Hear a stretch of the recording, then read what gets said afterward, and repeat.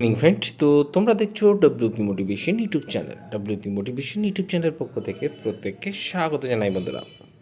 তো আজকে একটা আমাদের কাছে খুব গর্বের দিন। আজকে কিন্তু 21শে ফেব্রুয়ারি, মাতৃভাষা কিন্তু দিবস। তো আমার চ্যানেলের পক্ষ থেকে প্রত্যেককে জানাই আন্তর্জাতিক মাতৃভাষা দিবসের প্রীতি ও শুভেচ্ছা। এবং এরই সাথে তোমাদের সকলকেও আমার পক্ষ থেকে অনেক অনেক শুভাশিস, অনেক অনেক হার্দিক অভিনন্দন এবং অপ্রতিম ভালোবাসা থাকলো।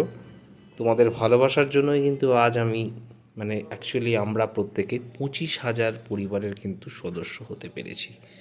তো আমি চাইবো এই ভালোবাসাটা চিরদিন তোমাদের কাছ থেকে অটুট থাকুক এবং পরিপূর্ণ আরও বেশি করে যেন হয়ে ওঠে, এটাই তোমাদের কাছে কামনা করব।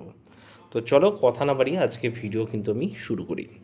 তো তোমাদের আজ রাত্রি পোহালে অর্থাৎ আগামীকাল তোমাদের জন্য কিন্তু একটা গুরুত্বপূর্ণ পরীক্ষা হতে চলেছে। তো কোন রিক্রুটমেন্টের পরীক্ষা? সেটি হচ্ছে recruitment to the post of sub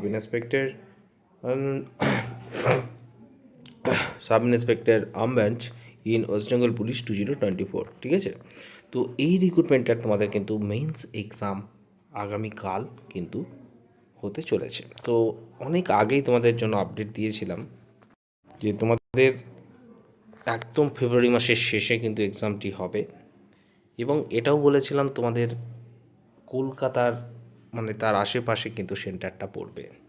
তো ইতিমধ্যে তোমরা অ্যাডমিট আমি অলরেডি দেখিয়ে দিয়েছি, সেটা তোমরাও জানো।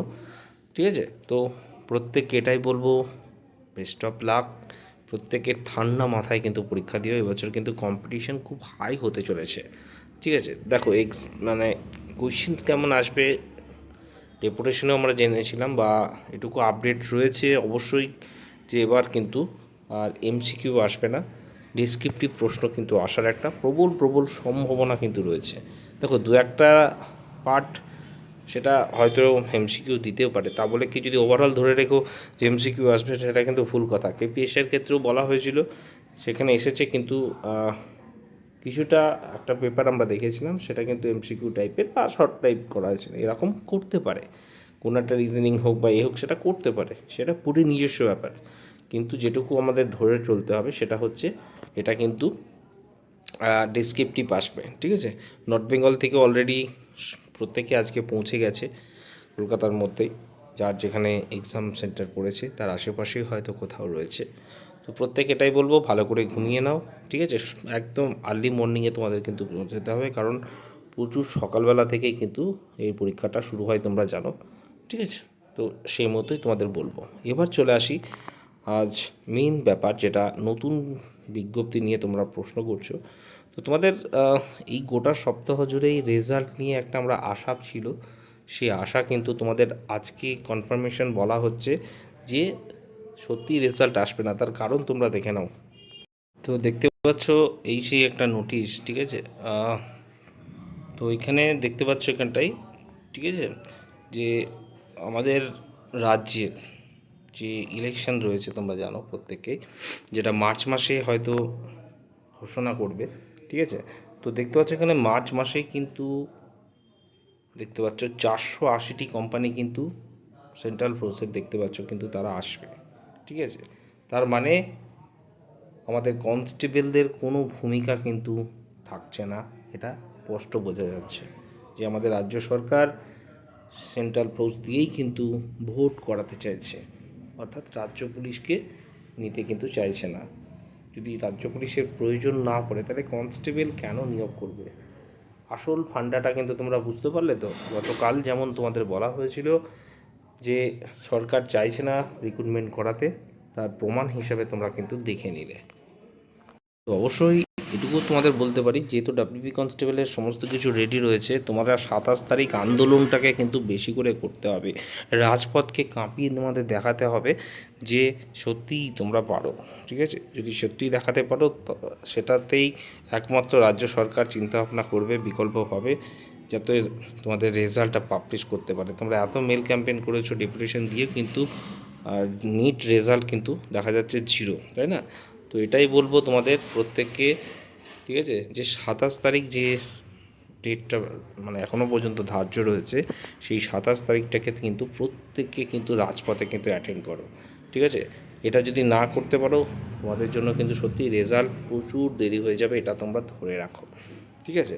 দেখো, ডাব্লিউপি কনস্টেবল রেজাল্ট না পাবলিশ হলেও এইটা জয়েন করাবে, তারপরেই কিন্তু কেপি কনস্টেবলে কিন্তু হাত দেওয়া হবে, অর্থাৎ কেপি কনস্টেবল কিন্তু শুরু হবে। সেক্ষেত্রে ডাব্লিউপি কনস্টেবল রেজাল্ট বেরোলো, জয়েনিং হলো, তারপরেই কিন্তু কেপির মাঠ বা পরবর্তী যে প্রসেস সেটা কিন্তু শুরু হবে।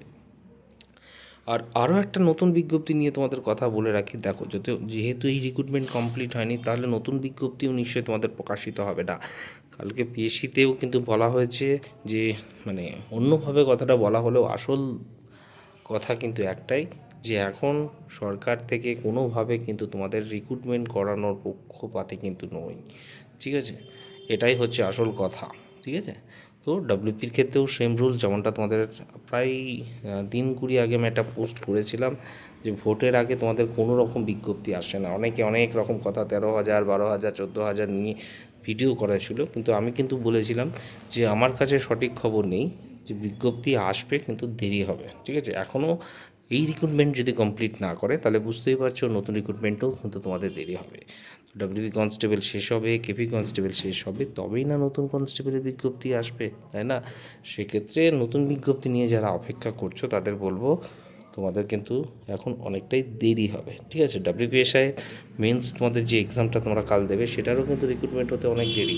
তো কনস্টেবল যদি রেজাল্ট পাবলিশ না করে মেন্সের, তাহলে এসআইয়েরও কিন্তু কী যেন তোমাদের নতুন বিজ্ঞপ্তিও কিন্তু আসবে না, ঠিক আছে? কেপিএসআই দেখো রেজাল্ট সমস্ত খাতা দেখা রেডি, তা সত্ত্বেও কিন্তু আটকে রাখা হলো, ঠিক আছে? সমস্ত কিছু একটাই রিজন, সরকার থেকে এখন একভাবেই চাইছে না তোমাদের রিক্রুটমেন্টগুলো করানোর জন্য, এটা বোঝা যাচ্ছে, তাই না?